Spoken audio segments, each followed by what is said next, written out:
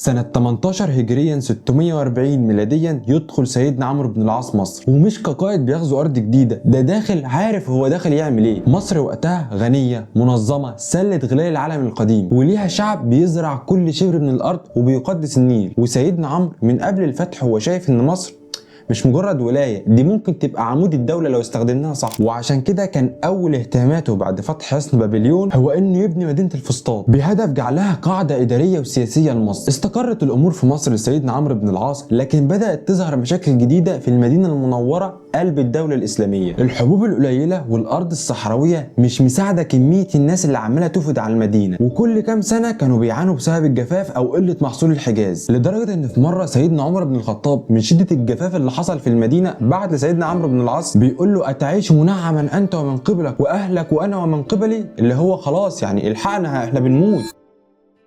لذلك ومن أول لحظة استقرت فيها مصر تحت الحكم الإسلامي كان في طلب واضح وصريح: إزاي نوصل الغلال من مصر للمدينة المنورة من غير ما نموت في الطريق. ولما كانت الحبوب المصرية المفروض تطلع من الفسطاط تتحرك لشبه الجزيرة العربية كانت بتقابلها مشكلتين كبار. الأولى إن القوافل بتمشي مئات الكيلومترات في الصحراء القاسية وبتتعرض لقطاع الطرق وللعطش، ده غير إن النقل البري بطيء ومكلف وما بيشيلش كميات كبيرة. أما الاختيار التاني فكان الطريق البحري التقليدي، وده كان بينزلوا الإسكندرية ومنها للبحر المتوسط يبحروا لحد سواحل الشام ويكملوا برضه بري للحجاز، ودي رحلة أطول بكتير ومليانه بقى امواج ورياح وموانئ معاديه. فالموضوع مش سهل، صعب بري وبحري. فببساطه المدينه محتاجه قمح مصر، لكن مصر بعيده، ولو حملناها واستحملنا المخاطره انا مش ضامن هل اللي انا بعته لك ده هيوصل لك ولا هيتسرق في الطريق. وده اللي خلى سيدنا عمرو يفهم حاجه: احنا مش هنستفاد حاجه لو زودنا عدد القوافل، الحل ان احنا نفتح طريق جديد. وكان عارف سيدنا عمرو ان الرومان زمان حاولوا يربطوا بين النيل والبحر الاحمر لكنهم فشلوا، ومع احتياج المدينه الشديد للقمح قرر سيدنا عمرو بن العاص انه يعيد افتتاح للمشروع، وبدا فورا حفرها على طول الطريق اللي الرومان زمان كانوا بيسموه تراجان، بتبدا من الفيوم بدايه من الفرع الشرقي للنيل، ثم تمتد عبر وادي الطميلات لحد ما توصل للقلزم اللي هي السويس حاليا، وتفتح مباشره على البحر الاحمر. الحفر كان مرهق لكن النتيجه كانت تستاهل لما عمل سيدنا عمرو بن العاص نظام كامل سماه السفن النيليه للحجاز، خلى المزارعين يجمعوا القمح من كل انحاء مصر ويودوه للفسطاط، وبعدين يتحمل القمح على المراكب النيليه لحد ما توصل لمدخل القناه، وبعدين تدخل المراكب وتمشي باتجاه الشرق لحد ما توصل للقلزم، وهناك بقى تستقبلها سفن اكبر ماشيه على البحر الاحمر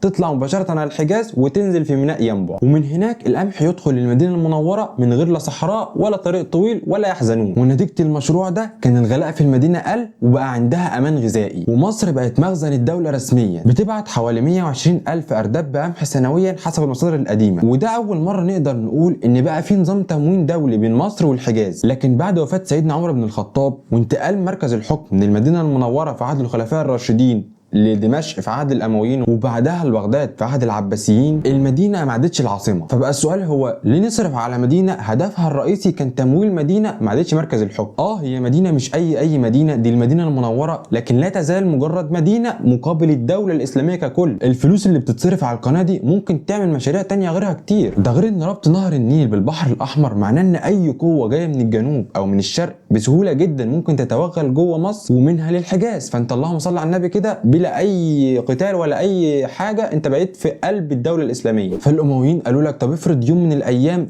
عدو من الاعداء سيطر على البحر الاحمر، كده ايه هنقول ايه؟ لكن الامويين ما اخدوش اي اجراء رسمي وفضلت شغاله القناه تقريبا 120 سنه لحد ما قامت مشاكل في الحجاز في عهد الدوله العباسيه، والثوار كانوا بياخدوا امدادات من ناحيه البحر الاحمر. فالخليفه العباسي الثاني ابو جعفر المنصور قال لهم بكل بساطه اقفلوا القناه، وبالفعل اتقفلت القناه وبقت مجرد ذكرى واتقمعت الثوره بتاع الحجاز. فخلاص احنا عرفنا ان بالفعل كان في قناه بتربط ما بين النيل والبحر الاحمر استخدمت لتمويل المدينه. هاخدك بقى ونرجع لسنه 476 وتحديدا سقوط الامبراطوريه الرومانيه الغربيه على ايد جيوش البرابره خصوصا القوط والجرمانيين، واللي ادى الى ان كل المدن شمال ايطاليا دخلت في فوضى ما شافوش زيها من مئات السنين. وفي وسط الفوضى دي تخيل معايا اهل مدن شمال ايطاليا، ناس عايشه في حضاره تجاره اسواق، وفجاه يلاقوا جحافل المقاتلين نازلين عليهم زي السيل، بس بدل ما يهربوا للجبال لا دول هربوا لاكتر مكان محدش يقدر يوصل لهم فيه. 118 جزيره على سواحل البحر الادرياتيك، مكان غير صالح صالح للعيش بالمره، مستنقعات ومياه ضحله وجزر صغيره متفرقه. الناس عشان تبني البيوت كانت بتستخدم اعمده خشبيه يغرسوها في الطين لحد ما يوصلوا للارض الصلبه، وبعدين بيبداوا يبنوا البيت، وبيت يبقى 2 و2 يبقوا 10 لحد ما بقى في نواه لمدينه جديده بالكامل. والميزه يا صديقي في المكان ده ان محدش يعرف يدخله بسهوله. لو بصيت معايا على الخريطه مثلا هتقول ان الموقع مش مميز قوي يعني، بس في العصور الوسطى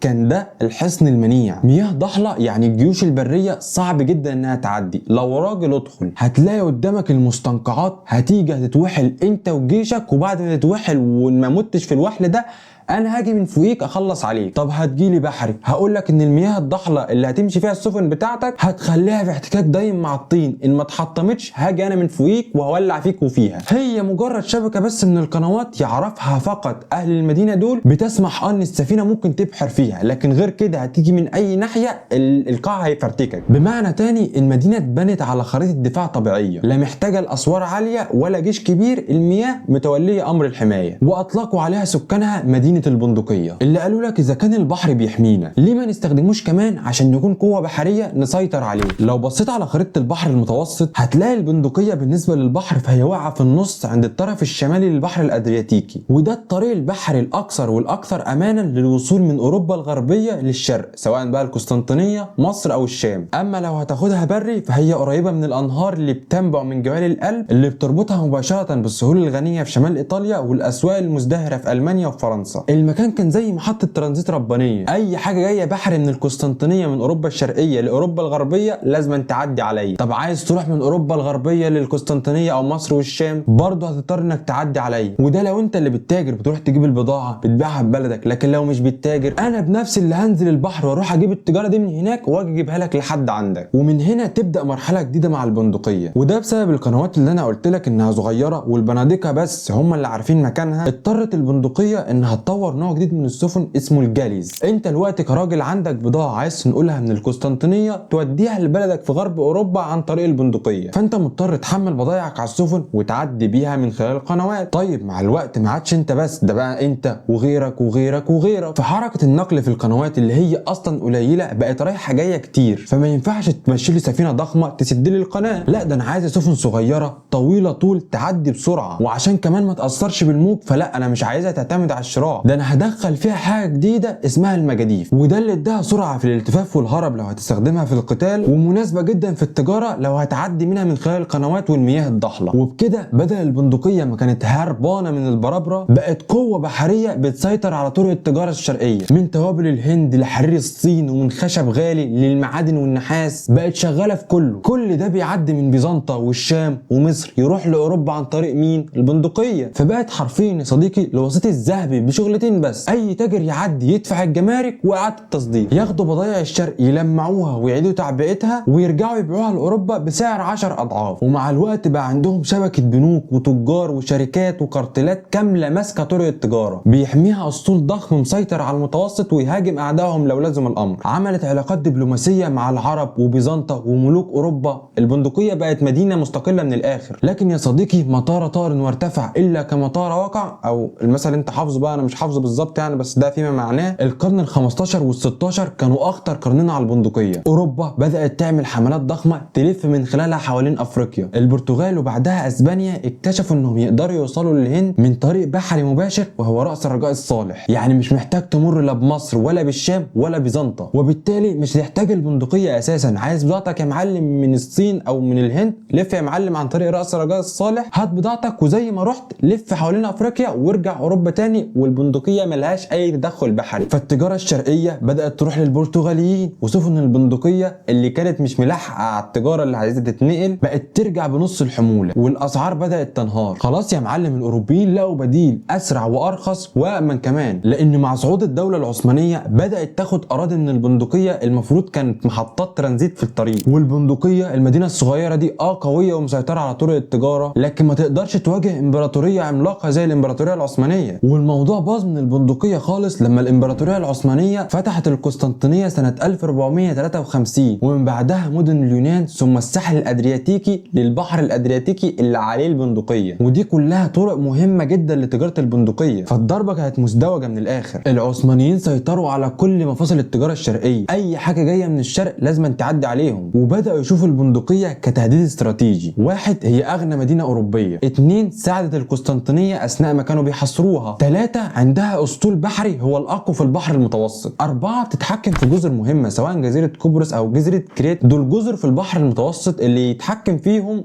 هيقدر يتحكم في السواحل كلها يعتبر. فقالوا لك لا، قوة البندقية ما تنفعش تستمر، وبدأوا ياخدوا الجزر دي جزيرة ورا التانية، مدينة ورا التانية. ده ليها ميناء هنا خده، ده ليها مش عارف ايه هنا خده. فالأذرع البحرية للبندقية بدأت تتقلص، ولأن ثروتها كانت تيجي سيطرتها على الطرق دي، فلما البرتغال من الناحية التانية كسرت احتكار البحر، نص الثروة طار، والطرف الشرقي وقع تحت ايد العثمانيين وسيطروا على القسطنطينية، النص التاني كمان هو كمان طار. وبكده البندقية لقت نفسها محاصرة من كل اتجاه، مخنوقه اقتصاديا. فاتكونت لجنه سريه مسؤوله عن الامن والسياسه الخارجيه، كانوا دايما بيخططوا لحلول مبتكره للحفاظ على مصالح البندقيه التجاريه ضد اي تهديد. فقعدوا مع بعضهم شويه وطلعوا بقرار غريب جدا، وهو انهم يبعتوا جواسيس يدرسوا اعلى نقطه في الدلتا عشان يشوفوا ازاي ممكن الميه تمشي بسهوله وتوصل البحر الاحمر بمسار النيل، زائد البحث على اي مشاريع قديمه بنفس الفكره. وبالفعل الجواسيس رجعوا ومعاهم خرائط دقيقه لجغرافيه مصر وخاصه الدلتا،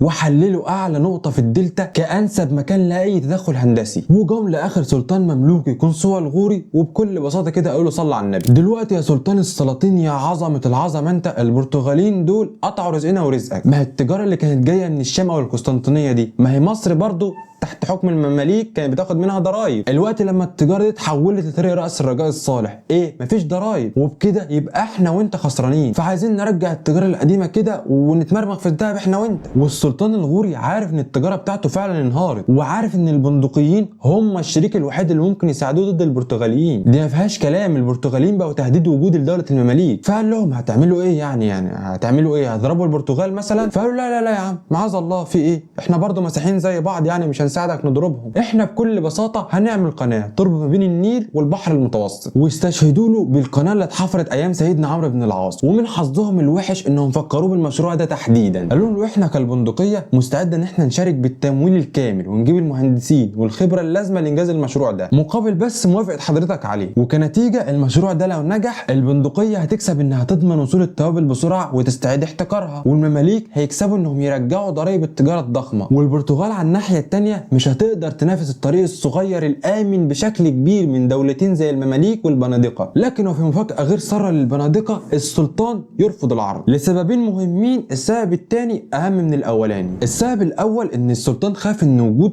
عدد كبير من العمال والمهندسين في قلب مصر، وتحديدا في منطقه حساسه زي النيل، ده ممكن يدي للبندقيه نفوذ اكتر من اللازم يسمح لهم بعد كده انهم يتدخلوا في شؤون مصر الداخليه. اما السبب الثاني واللي قلت لك انه الاهم، انهم فكروا بمشروع سيدنا عمرو بن العاص. لو تفتكر الامويين في بدايه الحلقه قلت لك انهم كانوا عايزين يقفلوا القناه دي لسببين. السبب الاول ان خلاص المدينه ما عادتش مركز الحكم، والسبب الثاني انهم كانوا خايفين من اي قوه جنوبيه او شرقيه توصل للنيل ومنه للقناه دي ثم للبحر الاحمر وتتدخل بعد كده في شؤون الدوله الاسلاميه ككل. ولنفس السبب السلطان قنصوة الغوري كان خايف ان فتح قناه تربط بين النيل والبحر الاحمر اولا ممكن يسبب تغيير في توزيع مياه النيل في المنطقه، او يفتح مسار مائي جديد غير مضمون. والخوف الاكبر كان على المياه المخصصه للحجاز. المماليك كانوا مسؤولين عن ارسال قوافل الحج وتامين امدادات الميه للحرمين الشريفين، وكان اي تهديد للميه اللي بتروح للحجاز بمثابه المساس لمكانه الخلافه الاسلاميه ككل. زائد ان كان في محاوله اصلا كده من البرتغال انهم ينبشوا قبر النبي، هنتكلم عليها في حلقه قدام ان شاء الله. فعشان تجيب قوه اجنبيه تانية تمكنها لي من نهر النيل وتوصلها لي للبحر الاحمر ومنها للحجاز، فلا يا معلم، انت كده بتهزر، وهزارك ده ممكن ينزع الخلافه الاسلاميه منك اكتر من اللي هتعمله فيك الضرايب. السلطان الغوري شاف ان الخطر على سياده مصر ومكانتها الدينيه اللي هي الحجاز اكبر من خطر خساره الاموال من البرتغاليين، فقرر يرفض التعاون من اساسه. عشان بعد الرفض بفتره صغيره العثمانيين يهزموا المماليك ويسيطروا على مصر في 1517، وبكده العثمانيين سيطروا سيطروا على الشام ومصر والقسطنطينيه، والبندقيه حرفيا كده مش هتطول ولا اي حاجه من العثمانيين، لان لما كانت مصر مركز من مراكز التجاره بتاع الشرق، الفلوس اللي كانت بتخش للمماليك كانت بتروح للمماليك وبس، المماليك ما بينهمش وما بين البنادقه اي عداوه. لكن لما تكون الفلوس دي هتروح للعثمانيين اللي هم مدينين على عيني اصلا في القسطنطينيه وقبرص وجزيره كريت، وبعدين يسيطروا على مصر وطرق التجاره كلها كده حرفيا بقت في ايد العثمانيين، فلا انا كده حرفيا خلاص انا بموت بجد خلاص. وبدات تفكر بضرب قلب اقتصاد العثمانيين نفسه، لو قدرنا نقطع ميه النيل عن مصر بالكامل اقتصادهم هينهار والسلطنه كلها هتترنح، وساعتها نرجع احنا نتحكم في التجاره الشرقيه. الفكره بدات مع مجموعه دبلوماسيين فينيسيين كانوا على اتصال دايم بملك الحبشه اللي كان ما بينه وما بين مصر دايما خلافات دينيه وسياسيه. سبحان الله اثيوبيا دي من يومها وهي استغفر الله العظيم يا رب. المهم ان في القرن ال14 وال15 كان في تواصل سري بين البندقيه وملك الحبشه. الحبشه بتتحكم في ميه النيل الازرق، وده الشريان اللي بيمد مصر بكميه ضخمه من الميه، فالبندقيه قالت لك احنا عندنا اسطول وهم عندهم ميه، لو اتفقنا نقدر نغير مجرى التاريخ. والبندقيه عارفه ان ملوك اثيوبيا في الوقت ده بينهم وبين مصر عداء بسبب اختلافات دينيه، ارثوذكس وكاثوليك واسلام، اضافه للمعارك الحدوديه. فبدات البندقيه تعرض دعم عسكري وبحري واسلحه وخبراء كمان مقابل حاجه واحده بس، التعاون في تحويل مجرى النيل الازرق. وطبعا مفيش بلد هتروح تحفر نهر جديد، لكن الخطه بتعتمد على تحويل جزء من مجرى النيل الازرق في نقطه حرجه داخل اثيوبيا نفسها لروافد جانبيه بقى وديان، واثيوبيا مليانه وديان جافه، بحيث يقل منسوب الميه اللي بيوصل لمصر. واحد انشاء سدود بحريه بدائيه نفس فكره السدود القديمه اللي كانت بتتحكم في المجرى المائي. 2 تحويل جزء من المجرى لوادي تاني، زي ما قلت لك اثيوبيا مليانه اوديه طبيعيه وكتير منهم ملهوش اي علاقه بالنيل، يعني لو فتحت في وادي من الوديان دول حرفيا النيل هيجف خلاص، وباحسن الاحوال